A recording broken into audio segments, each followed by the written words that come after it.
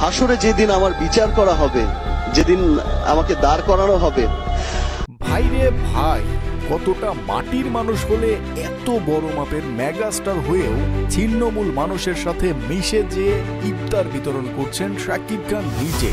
সকলের হাতেই ইফতারের প্যাকেট তুলে দিচ্ছেন শাকিব খান আর চেয়ে নিচ্ছেন অজস্র দোয়া। আর এই ভিডিওটি মুহূর্তেই ভাইরাল হয়ে যায় গোটা সোশ্যাল মিডিয়ায়। শাকিব খানের প্রশংসায় সকলেই পঞ্চমুখ হয়ে গেছে এই ঘটনার পর।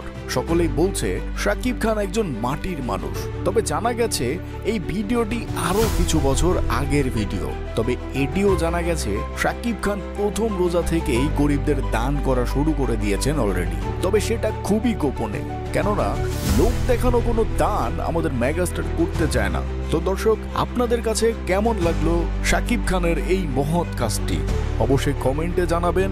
আর এই রকমই আপডেট নিউজ পেতে আমাদের চ্যানেলটি সাবস্ক্রাইব করে ফেলুন এক্ষুনি।